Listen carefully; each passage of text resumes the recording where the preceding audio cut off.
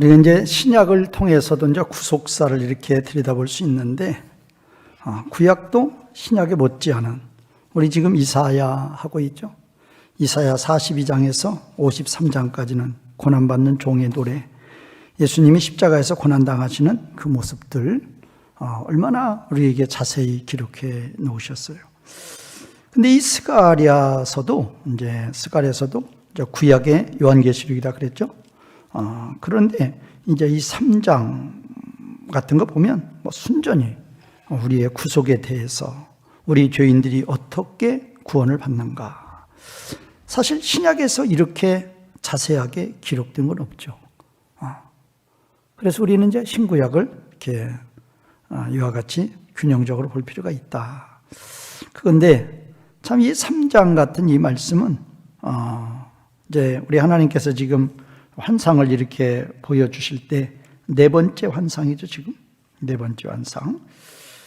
1장 17절까지가 첫 번째 환상, 그 다음에 이제 18절에서 21절 두 번째 환상, 그 다음에 2장 1절에서 13절까지 이제 세 번째 환상이 있고, 그 다음에 이제 네 번째 환상을 이렇게 보여주시는데 우리 죄인들이 어떤 과정을 거쳐서 어떻게 해서 구원이 되는가를 너무나도 자세하게 이렇게 우리에게 증거해 주시는 말씀입니다. 그래서 보면 볼수록 감사하고, 우리가 얼마나 죄 가운데 있었고 우리가 어떤 자였는데 우리를 어떻게 구원해서 영광의 하나님의 자녀 삼아 주셨는지 이렇게 상세하게 기록된 말씀입니다. 여기 보면 이제 재판장으로 이제 하나님이 나오죠. 물론 우리 신약 요한복음 5장 22절 같은 데 보면 심판의 모든 권세를 이제 아버지께서 예수님에게 주셨다. 그러니까 심판, 여기서 볼 때 이제 심판주로 우리 여호와 하나님이 나오지만 동시에 예수님으로 볼 수도 있죠. 하여튼 재판장으로 이제 여호와 하나님이 나오죠. 그 재판장 앞에는 반드시 죄인이 서게 되어 있죠. 우리가 이제 민사 같으면 그렇지 않지만 형사 사건 같으면 반드시 검사가 있고, 그 검사가 고발하는 죄인이 있습니다.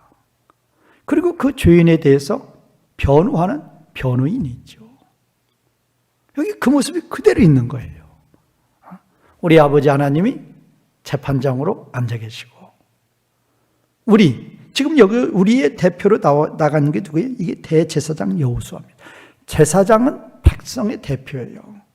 우리의 모습의 대표. 우리를 대표한 모습, 우리의 모습이에요.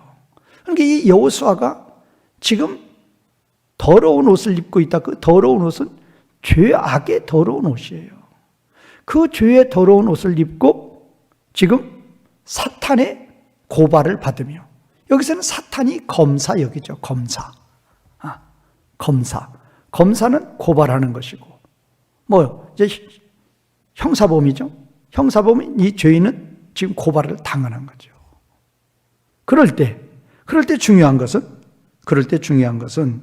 그 여호와의 천사가 그 여호수 앞에 있어요. 1절에서 그랬죠. 대제사장 여호수아는 여호와의 천사 앞에 섰다. 여기 여호와의 천사는 예수 그리스도예요. 여호와의 천사가 지금 3절에도 나오죠. 3절에는 그냥 천사 앞 그렇게 나왔죠. 천사 앞. 그러니까 좀 우리가 이제 좀 구분해서 봐야 될 것은 1절에 나와 있는 여호와의 천사 예수 그리스도예요. 그 다음에 3절에 나와 있는 천사 또 예수 그리스도, 여호와의 천사예요. 예수 그리스도죠. 그 다음에 4절 여호와께서 자기 앞에 선 자들, 이건 분명히 복수예요. 이게 바로 천사들이에요. 그러니까 지금 1절에 나오는 여호와의 천사, 3절에 나와 있는 천사 예수 그리스도예요. 예수님을 말하는 것이고, 그 다음에 4절 여호와께서 자기 앞에 선 자들에게 명령해서 이제 심부름하게 하죠. 이 자가 누군가? 이 자들이 지금 하나님 앞에서 이제 시종들은 이제 하나님의 천사들, 그렇게 되는 거예요. 그래서 1절에서도 여호수아는 여호와의 예수님, 예수 그리스도 앞에 섰는 거예요. 또 3절에서도 여호수아는 예수 그리스도 앞에 서 있는 거예요. 앞에. 이게 얼마나 다행인지. 그러니까 만약에 이제 이렇게 생각하면 돼요. 이제 뭐 어린아이가, 뭐 4살 배기 어린아이가 아빠의 손을 잡고 어디 뭐 무서운, 이 도시는 뭐 다 이렇게 전등빛이 있지만 시골 가보면 밤에 이제 불 끄고 어떤 산길 같은데, 특히 비 오는 날 산길 같은 데 가면 그야말로 1m 앞도 안 보이죠. 그런 길을 어릴 적에 부모님을 따라간 적이 있으시면 실감이 날 거예요. 그럴 때는 누가 그 아빠 아니면 엄마 품에 바짝 붙으라고 안 해도 바짝 붙죠. 왜? 무서우니까. 언제 짐승이 나타날지, 또 뭐가 나타날지 캄캄하니까 온갖 생각이 다 들죠. 그럴 때는 이제 아빠 곁에 탁 붙어서 누가 붙으라고 안 해도 그러고 가능 따라가는 거죠. 그때 만약에 그 칠흑같이 어두운 비 오는 날 밤에 그 산길에서 어린아이가 혼자 있다 생각해 보세요. 그야말로 죽은 분이 없을 거예요. 그런데 여기는 더하죠. 여기는 지금 재판장, 지금 죄에 대해서 심판하시는 하나님이 재판장으로 계시고, 우측에 그 죄를 고발하는 검사 사탄이 있고, 지금 이제 뭐 우측에 있으니까 뭐 좌측으로 봐야죠. 좌측에 지금 여호수아가 피고인으로서 서 있는 거예요. 그 여호수아는 바로 저와 여러분들이란 말이에요. 무슨 옷을 입고? 아주 죄악에 더러운 옷을 입고 서 있는 거예요. 그럴 때 이제 법정으로 말하면 변호사로 지금 여호수아가 예수님 앞에 서 있는 거예요. 그러니까 지금 지금도 그러잖아요. 가난한 서민들은 어쩔지 몰라도 재벌 회장이 어떤 일로 범죄를 해서 이제 검찰에 나가서 조사를 받는다. 그럴 경우에는 반드시 누구를 대동하고 가죠? 반드시 누구 대동해요? 변호사 대동하죠.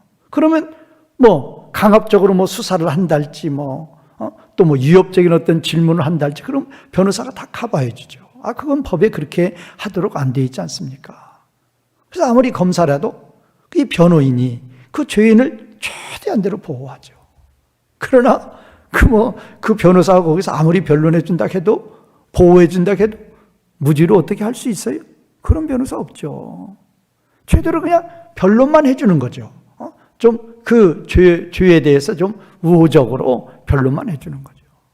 자, 그럴 뿐인데 지금 이 여호수아 앞에 서 있는 예수 그리스도 메시아죠. 이 메시아는 지금 능력의 메시아예요. 놀라운 능력을 가진 메시아. 자, 9절 맨 마지막에 보세요. 9절 맨 마지막. 한 돌이 있는데, 한 돌, 여호수아 앞에 세운 한 돌이 있는데, 그 돌에 몇 눈이 있어요? 7눈. 7눈이 있으니까 전능하신 하나님이죠. 이분이 바로 예수 그리스도란 말이에요. 그래서 이분이 이 땅의 죄악을 얼마 만에? 이 땅의 죄악을 얼마 만에? 하루 만에. 이 하루라는 기간은 이제 비유로 넣은 것이고, 단번에 어떤 그런 의미죠. 단번에 사하시는 거죠. 단번에 사해서. 4절에도 그랬죠. 4절. 중간에 보면 우리 여호와께서 그러죠. 내가 너의 무엇을? 죄악을 어떻게 했다? 제거해버렸단 말이에요. 그러면 그 죄악을 제거를 아버지가 하시는데, 여호와 하나님께서 하시는데 어떻게 하시느냐? 그 어떻게 하는가에 따라, 어떻게 하느냐에 대해서 이제 6절에서 10절까지 나와 있는 거예요. 자, 거기에 이제 구체적으로 예수님이 딱 나오죠. 그래서 이제 8절에서는 아버지가 그러죠. 내 종 싹. 옛날 번역에는 순. 그렇게 나왔죠. 세순할 때. 내 종 싹. 이 내 종 싹이 바로 예수님이죠. 또 9절에 그랬잖아요. 만군의 여호와가 말하노라 내가 너를 여호수 앞에 세운 돌을 봐라. 내가 너 여호수 앞에 세운 돌을 봐라. 한 돌에 7눈이다. 이 바로 이제 메시아 예수 그리스도란 말이에요. 이 예수 그리스도를 통해서 예수 그리스도로 말미암아 하나님께서 여호수아의 죄를 사해 주시는 거죠. 그러니까 지금 1절에서 5절까지가 한 단락이고 6절에서 10절까지가 또 이제 뒷단락인데, 이제 전단락에서는 그냥 죄를 사한다 그렇게만 되어 있는데, 지금 이제 6절부터 그 후단락에서는 어떻게 죄가 사함을 받는가에 대해서 구체적으로 나와 있습니다. 자, 그러면 우리는 항상 성경을 볼 때는 그 성경 안에, 그 사건 안에 내가 들어가 보는 거예요. 그림을 그리시면서 어디로? 내 마음속에, 내 머릿속에 생각에 이제 그림을 그리죠. 어디 그림을 그려요? 지금 누가, 아버지께서 어디에 계시고 재판석에 탁 계시고, 세상의 재판관도 내가 피고로 섰을 때에 그 재판관이 높아 보이는 거죠. 그냥 일반적으로 죄짓지 않고 살아간다. 제가 항상 그러잖아요. 나 죄짓지 않고, 세상법에 죄짓지 않고 살아간다. 경찰, 검찰, 판사 무서울 거 있어요, 없어요? 없어요. 뭐가 무서워요? 죄짓지 않았는데 그들이 나한테 뭘 상관할 거 없어요. 그런데 이제 내가 죄를 지었고 나는 수배자고 기소 중지자다. 그럼 나타나기만 나타나면 잡아들이는 거죠. 이제 그렇게 해가지고 이제 피고로서 재판장 앞에 섰을 때의 나의 모습. 그때 내 눈앞에 그 판사는 정말로 무서운 분이죠. 정말로 높아 보이는 분이죠. 그 높아 보이니까 어떻게 해요? 재판 시작되고 이제 모든 거 다 준비되고 재판장 들어오면 모든 방청객은 어떻게 해야 돼요? 일어나야 돼요. 일어나서 경의를 표현한 거죠. 그래서 모든 방청객조차도 재판장에게 경의를 표현하는데, 그 죄인 입장에서는 얼마나 무서운 재판장이란 말이에요. 제가 담임 목사 하니까 형무소도 그 교도소도 우리 교도소 우리 그 교정위원으로 우리 봉사하러 갈 때 말고 우리 성도님들 일로 이제 교도소 간 적도 있죠. 그리고 이제 우리 성도님들 일도 재판장에도 가봤어요. 그날 이제 판결이 떨어지는데 구속이 되느냐 안 되느냐 그거예요. 이제 그런 입장이 있으니까 한 15년 전 일이에요. 우리 교인이에요.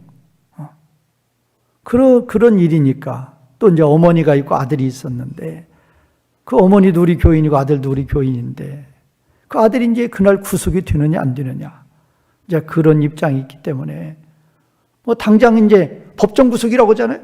그 자리에서 당장 이제 법정 구속이 되느냐 아니면 집행유예로 풀려나느냐 그거예요. 그러니 그 어머니의 그 마음은 어떻겠어요? 그래서 저도 별 수 없이 따라갔죠. 위로하고 또 기도하고. 그런데 이제 그분은 그날 이제 판사의 판결을 기다리는 그 아들, 우리 교인은 그냥 판사가 들어오기 전에도 안절부절이에요. 그리고 이제 당부합니다. 이제 판결이 떨어지면 그때 이제 그 교도관들이 딱 나와 있어요. 교도소 교도관들이. 그래서 판결 딱 떨어지죠. 바로 수갑 채우기 그 자리에서. 그리고 교도소로 바로 끌고 들어갑니다. 무서운 거예요. 판결이 떨어지자마자 교도관들이 대기해요. 그러니까 판사가 그날 이렇게 판결 때는 민사 말고 형사. 떨어지는 모르잖아요. 그러니까 교도관들이 항상 대기해요. 법정에서.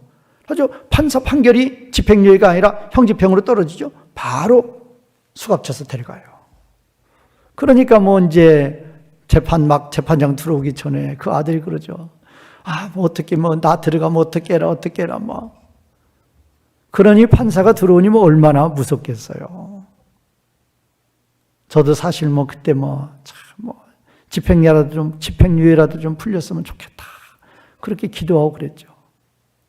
그래서 판사가 판결문을 쭉 읽고 마지막에 판결을 하죠. 그때는 정말로 조마조마한 거예요. 제가 이걸 왜 설명해 드린지 알아요? 여기 광경을 잘 보시란 말이에요. 똑같은 광경이에요. 다행히 이제 집행유예로 나와가지고 구속이 안 되고, 집행유예니까 풀려나는 거죠. 법정 구속이 안 되고 나오면서 눈물 빨아먹고 나왔는데 얼마나 감사했어요. 판사가 거기서 법정 구속시키면 바로 형무소로 들어가는데 집행유예 시켜주니까 그래도 형은 받았지만 그래도 감사해서 얼마나 눈물을 흘리고 나온 적이 있었어요. 그때 그 죄인은, 검사한테 고발당한 그 죄인은 누구의 얼굴만 바라보는 거예요? 누구의 마음만? 재판장의 마음만. 이미 검사의 구형은 떨어졌고 그날 판결 날은 이 심리 다 끝나고 그날 결심 공판하는 날이란 말이에요. 결심 공판. 그래가지고 그 결심 공판의 판사 앞에 서 있는 그 죄인 마음은 어때요? 그냥 판사한테 그냥 있는 모습 없는 모습 다 보이죠. 왜? 제발 나에게 죄를 좀 가볍게 해서 집행유예라도 좀 풀리게 해 주시옵소서. 그런 식이죠. 그래서 절대로 변호하고 변호사도 변호하고 잘못했다고 그러고, 그럴 때 그 사람을 구속을 시키느냐 안 시키느냐, 누구 마음? 재판장 마음이에요. 그리고 재판장도 만약에 뭐 그게 있잖아요. 뭐 몇 년에서 몇 년, 뭐 15년에서 3년을 때릴 수도 있고 10년을 때릴 수도 있고 그런 법이 많아요. 그러면 죄질이 불량하다 그러면 법정 최고형을 때려버려요. 10년 때려버리죠 그냥.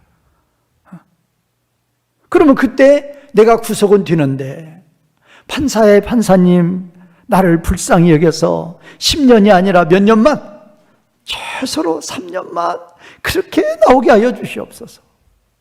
그런 마음이죠. 그런데 그렇게 가서 살아도 이 땅에서는 몇 년이란 말이에요. 몇 년. 뭐 무기로 산다. 무기로 살아도 그냥 감옥 가서 사는 거죠. 거기도 뭐 다 잠자리 있고 뭐 새끼밥 다 주고 뭐 낮에는 나가서 일하고 뭐 다 사람 사는 곳이에요. 우리 가봤잖아요. 그러나 하나님의 심판대 앞에서 심판을 받으면 거기는 교도소, 형무소 가는 게 아니라 어디 가는 거예요? 어디 떨어지는 거예요? 지옥에 떨어진단 말이에요. 지옥에. 몇 년형 받죠? 영원형 받아요. 영원. 너무나 고통스러워서 죽어버리겠다. 죽을 수 있다 없다? 죽을 수 있다 없다? 죽을 수 없어요. 벌레도 구더기도 죽지 않는 게 지옥이에요. 그 지옥에서 영원토록 영원한 고통만 받는 거예요. 얼마나 그 고통이 심한지 불타는 연못이라고 그랬잖아요. 유황 불못으로, 비유로 말하는 게 비유로. 어디가 뭐 유황 불못이 있어요? 그런 거 아니고 비유로, 은유로. 얼마나 고통스러우면 사람을 산채로 그 뜨거운 유황 불못에, 왜 유황이에요? 가장 잘 탄단 말이에요. 가장 뜨겁단 말이에요. 옛날 성냥 그 유황으로 만들잖아요. 그러면 죽지도 아니한 그 산 사람이 그 유황 불못에서 그 고통을 당하는 모습을 보란 말이에요. 죽을 수 없어요. 이 땅에서는 뭐 괴로우면 죽어버리죠. 죽을 수 없어요. 영원한 고통만 받는 거예요.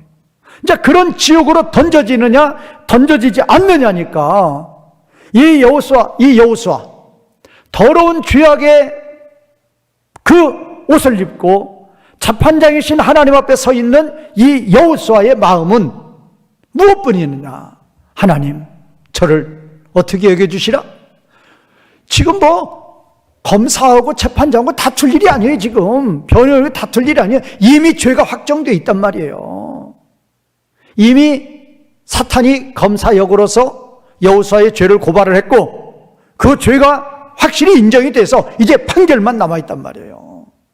그 판결만 남아있는 그 입장에서 그 여호수아, 그 죄인, 하나님 앞에 구할 건 뭐냔 말이에요. 하나님, 이 죄인을 뭐하게 여겨주시라? 불쌍히 여겨. 그것뿐이에요. 긍휼뿐이에요. 긍휼. 긍휼. 대개 재판장이 뭐냐? 의를 세워나가는 게 재판장이에요. 질서를 세워나가는 게 재판장이에요. 그러니까 악을 다스리는 게 재판장이에요. 그래서 재판장은 검사들이 죄수들을 잡아오면 재판장은 기뻐하는 거죠. 왜? 이런 죄악이 제거가 되어야 세상이 평안이 넘치고 질서가 유지되니까. 도둑을 잡아오고 깡패를 잡아오고 폭력배를 잡아오고 그럼 이제 형을 줘서 이제 감옥에 넣는 거죠. 그러니까 재판장의 입장에서는 검사가 죄인들을 고발할 때는 기뻐하는 입장이에요. 기뻐하는 입장이죠. 그런데 놀라운 일이 발생을 해요. 2절에 보세요. 여호와께서, 사탄은 지금 고발자예요. 고발자 사탄을 매우 꾸짖는 거예요. 꾸짖어도 몇 번 꾸짖어요? 보세요. 2절. 여호와께서 첫 번째, 사탄아 여호와께서 너를 뭐하노라? 책망하노라. 또 예루살렘을 택한 여호와께서 너를 어떻게 하노라? 책망하노라. 동일한 말씀을 동일하게 두 번 반복해요. 동일한 말씀을 두 번 반복해요. 엄중한 책망이에요. 그냥 책망이 아니에요. 이건 상황이 이상하게 돌아간다니까요. 죄인을 잡아와가지고 의를 세워나가는 재판장에게 이 죄인의 형을 때려달라고 고발하는 입장인데, 지금 여호수아의 마음은, 그 죄인의 마음은 지금 뭐 죽느냐 사느냐죠. 세상에서 이게 사형이다 아니다 그것이 아니란 말이에요. 영원한 형벌이냐 영원한 생명이냐 그거예요. 그런데 재판장이 갑자기 고발하는 여호수아를 고발하는 그 고발자 사탄을 책망을 하는데 엄중하게 책망을 한단 말이에요. 엄중하게. 놀라운 일이 발생하죠. 그러면서 그 더러운 옷을 어떻게 하고? 다 벗기고 자기 앞에 서 있는 그 천사들에게 하나님 명령하는 거예요. 빨리 가서 더러운 옷을 다 벗기라. 그리고 깨끗한 모자를 씌워라. 모자부터 머리끝에서 발끝까지니까 이제 완전한 의인으로 세우는 거죠. 완전한 의인으로 세워서 영원한 영광 가운데로 거하게 하는 거예요. 그래서 제가 이 3장을 보면 너무나 재미있다. 아까도 말씀드렸잖아요. 너무 재미있는. 제가 지금 이제 말씀드리는 것은, 그러면 어떻게 의의 하나님께서 그 죄인을 심판하셔서 지옥에 던지지 아니하시고 어떻게 그 더러운 죄악을 단번에 사해가지고 완전히 사해가지고 영원한 영광 가운데로 들어가게 하시느냐 그 말이에요. 그 비결이 어디가 있느냐 그 말이에요. 바로 여호수아는 누구 앞에 서 있다? 여호수아는 누구 앞에 서 있다? 1절 누구 앞에 서 있어요? 1절에서는 누구 앞에 서 있다고 그랬어요? 여호와의 천사 앞에. 여호와의 천사가 누구라고요? 예수님. 또 3절도 여호수아가 더러운 옷을 입고 누구 앞에 서 있다? 예수님 앞에 서 있는 거예요. 예수님. 그래서 예수님께서 변호사로서 아버지에게 변호하는 거예요. 아버지, 맞습니다. 요한복음 17장. 이제는 아버지의 것이었고 그 아버지의 것들을 위해서 나는 아버지의 것을 예수님께 주셨죠. 내게 주신 자죠. 그 내게 주신 자들을 위해서 나는 십자가에서 어떻게 했다? 못 박혀 죽었다. 내가 화목제물로 저 여호수아를 대신해서 내가 십자가에서 죽어 주었습니다. 저의 죄값을 내가 다 갚아주었습니다. 그러니까 사탄을 책망하는 거예요. 이미 예수님이 그 여호수아를 위해서 십자가에서 죽으심으로 말미암아 그 여호수아의 모든 죄값을 다 갚아 주셨음에도 그거를 깨닫지 못하고 사탄은 뭘로 잡아왔어요? 지금 죄인으로 잡아왔단 말이에요. 그러니까 죄인으로 잡아온 그 사탄을 책망하고 더러운 옷을 입고 있는 그 여호수아의 머리끝에서 발끝까지 깨끗한 영광의 옷을 입혀 주심으로 말미암아 영원한 생명 가운데 거하게 주셨다라는 것입니다. 이것이 오늘 이제 1절에서 10절까지 제가 이제 서론이 되는 거예요. 너무 재밌어요. 너무 은혜 있어요. 자, 1절 보겠습니다. 1절. 대제사장 여호수아는 여호와의 천사 앞에 섰고 사탄은 그의 오른쪽에 서서 그를 대적하는 것을 여호와께서 나에게는 스가랴였겠죠. 스가랴에게 보이시니라. 자, 그러니까 지금 이 광경을 보란 말이에요. 여호와께서 재판석에 앉아 있고 사탄은 고발자로서 오른쪽에 서 있고 또 여호수아는 이제 피고인으로서 죄인으로서 지금 좌측에 서 있겠죠. 그런데 놀라운 것은 그 여호수아 앞에 누가 있어요? 여호수아는 누구 앞에? 예수님 앞에 서 있는 거예요. 여호수아를 완전히 보호해줄, 여호수아를 완전히 건져줄 예수님이 여호수아 앞에 탁 있는 거예요. 여호수아가 뭐를 지었을지라도 수많은 죄를 지었을지라도 우리 그렇게 표현하잖아요. 비누로도 잿물로도 지울 수 없는 죄야. 주홍같이 진홍같이 붉은 죄야. 어느 때부터?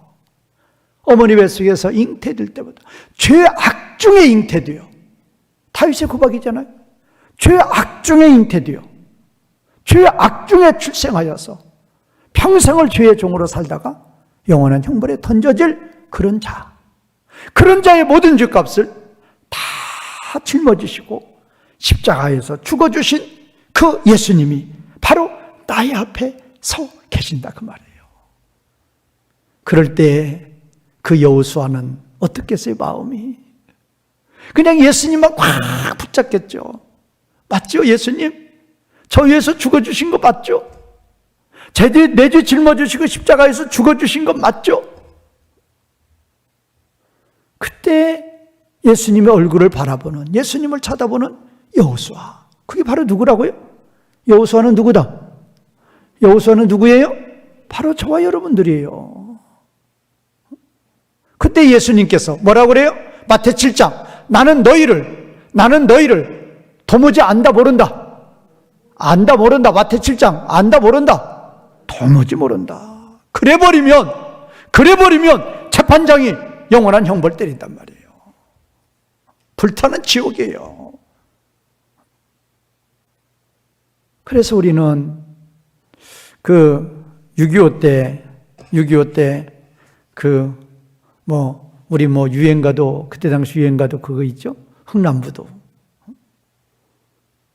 그 흥남부도에서 원래는 여객선으로 끌고 온 게 아니라 거기에 군수물자를 유류를 그쪽에 이제 그때 미군이 막 중공군하고 한참 싸우고 있었으니까 1.45 때 후퇴하면서 최대한도로 북한 주민들을 남한으로 이제 피난시키기 위해서 이제 중공군들을 막았던 미 해병대들 그랬죠. 거기서 그냥 얼마나 많이 죽었는지 모르죠.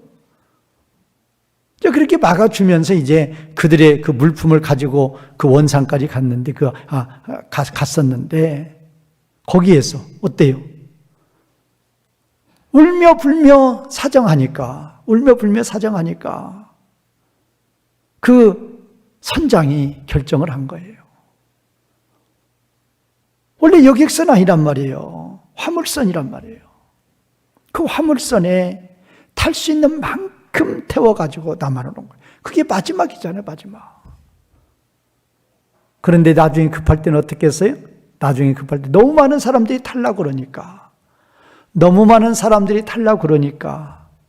미군들, 그때 당시 미군들은 거의 다 예수님 믿으니까 배에 타는 선발 기준이 누구예요? 누구 믿는 자들? 예수님 믿는 자들. 그래서 이제 거기에서 이제 그들이 분별하는 방법이 한국 통역관들 옆에 있고 그러니까 분별하는 방법이 사도신경이나 주기도문 읽는 사람들 통과시켰다는 거 아니에요? 그래서 사도신경이나 주기도문 읽으면 배에 탔고 그렇지 못하면 배에 타지 못했고 그런데 생사의 갈림길에서도 누구를 믿었기 때문에? 예수님 믿었기 때문에. 그런데 그건 육신의 죽음이에요. 그것과 이렇게 우리 아버지가 재판장으로 예수님의 재판장으로 서 있는 최후의 심판대 앞에서의 우리의 모습은 예수님이 우리 부정해버리면 우리는 영원한 형벌이에요. 마태복음 25장에 보면 너무나 잘 나오죠. 우리는 영광의 자리인 어느 쪽에? 오른쪽에. 그 다음에 불신자들은, 예수님 믿지 않는 자들은 저주의 자리인 어느 쪽에? 왼쪽에. 그래서 우리는 뭐라고 칭하죠? 양이라고 칭하고, 저들은 뭐라고 칭하고? 염소라고 칭하죠. 그래서 우리는 영원한 생명, 저들은 영원한 뭐예요? 대답해봐요. 영원한 형벌. 그래서 우리말로는 줄여서 영생, 그 다음에 또 뭐라고 그랬어요? 영벌. 그거 뭐 별로 좋지 않죠. 그냥 뭐라고 해야 실감나요? 영원한 생명, 또 영원한 형벌. 영원한 생명이냐, 영원한 형벌이냐, 이 판결이 바로 누구에 의해서 결정된다? 누구에 의해서? 누구를 믿었느냐, 안 믿었느냐? 예수님 믿었느냐, 안 믿었느냐예요. 그야말로 이거 그냥 뭐 하늘과 땅도 아니에요. 이거는 하늘과 땅 차이도 아니에요. 영원한 생명으로 들어가느냐, 영원한 형벌로 들어가느냐. 이제 우리가 이건 신학적으로 좀 우리 성도님들은 조금 구별할 필요가 있는데, 우리가 예수 그리스도를 믿으면 뭐 죄인들이 의인 된다 그러죠. 죄인들이 의인 돼요. 사망에서 생명으로 온다 그러는데, 실질적으로 우리가 의인으로 판결받는 것은 예수님 재림하시고 주의 심판대 앞에서 받는 거예요. 거기서 받는 거예요. 그러면 지금은 뭐냐? 지금은 왜 우리를 신분상으로 의인이라고 그러느냐? 이런 거 이제 우리말로 이제 한문의 우리말이죠. 선취적 의다 그래요. 선취적 의. 미리 당겨서 쓴다 그 말이에요. 그때 우리가 의인으로 판결받을 것인데, 그거를 미리 좀 당겨서. 직장에 다닐 때 돈 떨어지면 뭐 한다고 그래요? 갑을 말고 또 뭐라고 그래요? 선불. 이게 선취적 의란 말이에요. 선취적 의를 미리 갖다 좀 쓴다 그 말이에요. 원래는 그때 난단 말이에요. 그때 판결 나는 거예요. 그래서 우리를 우측에, 저들을 좌측에 놓고 우리는 영원한 생명, 저들은 영원한 저주, 영원한 형벌 그러는 거. 이때 그 영원한 생명과 영원한 형벌의 판결이 어디서 나느냐? 누구 믿고 안 믿고? 예수님 믿고 안 믿고예요. 그래서 제가 항상 이야기하잖아요. 우리 한국 땅에서는 예수님을 동전 이론 가치도 안 여기는 사람들 많아요. 동전 이론 가치도 안 여겨요. 오히려 욕하고. 기독이라는 것이 그리스도 아니에요. 그리스도를 한문으로 기독도 아니죠. 중국에서는 지두라고 그러지. 지두. 우리 발음이 기독이죠. 그리스도의 그리스도 교회예요. 이 그리스도 교를 그들이 지금 얼마나 세상 말로 더러운 욕으로 쓰고 있어요. 자기 입으로 예수님 욕하고 있어요. 댓글 같은 데 보세요. 얼마나 무슨 뭐 하면서 무슨 교하면서 무슨 당들 하면서 얼마나 우리 욕하고 하나님 욕하고 있느냐고요. 예수님의 이름이 얼마나 존귀하고, 우리를 영원한 생명이냐 영원한 형벌이냐, 여기서 판가름 나주게 해주는 게 예수님의 이름인데 다른 거 아무것도 없어요. 금은보화, 다이아몬드, 대통령, 황제 아무 필요 없단 말이에요. 그 그리스도의 심판대 앞에서는 오로지 누구만 필요한 거예요? 누구만 필요하다? 예수님만 필요한 거예요.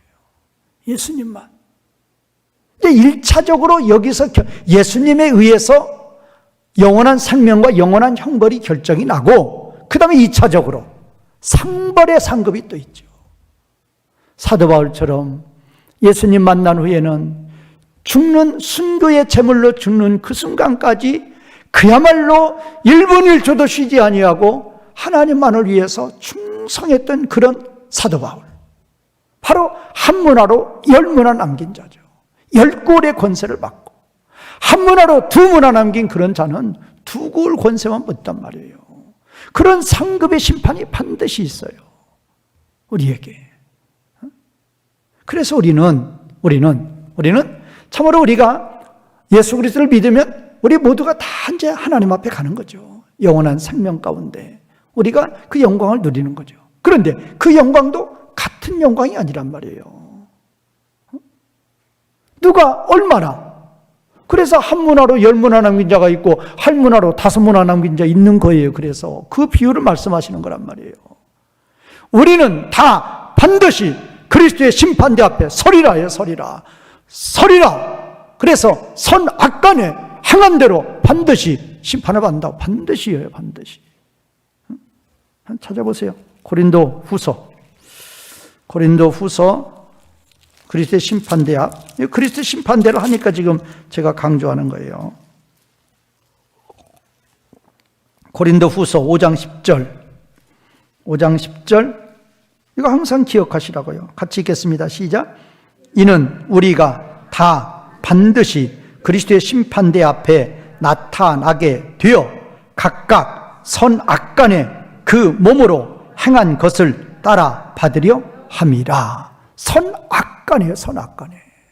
악을 행한 거 상급 이뤄놓지도 없죠. 선을 행한 거 반드시 상급이에요. 반드시 상급. 반드시. 그러면 선을 누가 많이 행했느냐? 상급의 차이가 있는 거죠. 당연히 있어요. 누가복음도 한번 찾아보세요. 누가복음도. 우리가 이런 것들은 이제 교리적으로도 이렇게 꼭 알아놓으실 필요가 있어요. 14장. 성구도 너무 좋네요. 14장 14절. 뭐 13절부터 한번 보면, 12절부터 한번 보면, 누가복음 14장 12절. 또 자기를 청한 자에게 이르시되 내가 점심이나 저녁이나 베풀거든 벗이나 형제나 친척이나 부한 이웃을 청하지 말라. 두렵건대 그 사람들이 너를 도로 청하여 내게 가품이 될까 하노라. 그래서 너는 구제를 하려거든 13절 잔치를 베풀거든 차라리 누구? 가난한 자, 또 어떤 자? 몸 불편한 자들, 또 저는 자들, 맹인들을 청하라. 자, 14절 같이 읽겠습니다. 시작. 그리하면 그들이 갚을 것이 없으므로 내게 복이 되리니 이는 의인들의 부활 시에 내가 갚음을 받겠음이라 하시더라. 그러면 이렇게 가난한 자들을 위해서 많은 구제를 했어요. 그 구제한 거에 대해서 상급은 언제 받는다? 어떤 때? 의인들의 부활 시. 이때가 뭐예요? 이때가 그리스도의 심판대 앞이란 말이에요. 그러니까 지금은 우리가 이제, 현재는 우리가 이제 이렇게 예수님을 믿고, 하나님의 품으로 가지라 한다 할지라도, 지금 그냥 대기 상태라니까, 대기 상태. 상급은 어디에서 결정이 돼요? 예수님 재림하시고, 그리스도의 심판대 앞에 다 서게 된단 말이에요. 그래서 예수님을 믿은 자는 우측에, 영광의 자리에, 영원한 생명 자리에 서 있는 것이고, 예수님을 믿지 않은 자들은 저주의 자리, 형벌의 자리, 영원한 형벌의 자리인 좌측에 있단 말이에요. 그래서 우리는 영원한 생명으로, 저들은 영원한 저주, 형벌로 던져지는 거예요. 그런데 영원한 생명 가운데 들어가는 우리라 할지라도 반드시 선악간에 행한 거에 따른 상급의 심판이 반드시 있다니까요. 반드시 있어요. 분명히 그랬잖아요. 아까 누가복음, 고린도서 5장 10절에 반드시 각각 선악간에 그 행한 행위에 따라 상급이 있단 말이에요. 악을 행한 자, 우리가 예수님을 믿고 신앙생활을 하면서도 악을 행했다. 아무것도 없어요.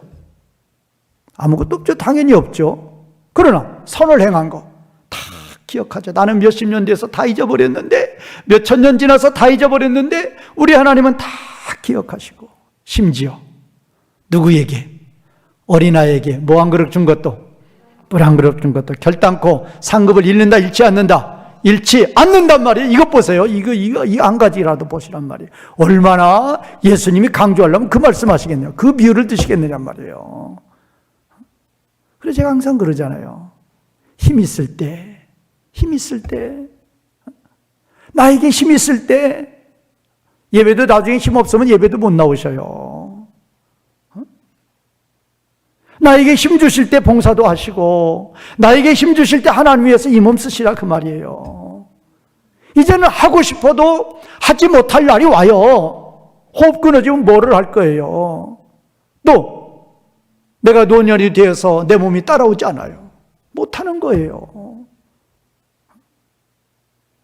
세상적으로 먹고 마시고 노는 거 다 사라집니다. 그래서 제가 물질도 가능하면 하나님께 많이 바치란 말이에요. 손해죠? 믿음 없으니까 손해예요. 믿음이 있으면 절대 손해 아니에요. 나 위해서 쓴 거 하나님의 생명이 하나도 없어요. 그러나 내가 참으로 하나님을 위해서 쓰고 바쳤다 그러면, 하나님을 위해서 바친 거라 그러면 어린아이에게 물 한 그릇 준 것도 반드시 상급을 받는다니까요. 어디에서? 그리스도의 심판대 앞에서. 하여튼 오늘은 그냥 서론만 했다, 그렇게 보시면 돼요. 하나님 나라 최후 심판대 앞에서의 어떤 재판의 광경, 거기에 서 있는 우리의 모습들, 거기에서 우리는 결과적으로 어떻게 될 것이냐, 서론만 말씀드렸다고 보고, 이제 다음 시간부터 다시 1절부터 이렇게 할 때에 참으로 이 3장을 통해서 은혜 많이 받으시고 하나님께 감사 많이 하시고 영광 돌리시는 성도님들이 되시기를 주님의 이름으로 축원과 부탁을 드리겠습니다.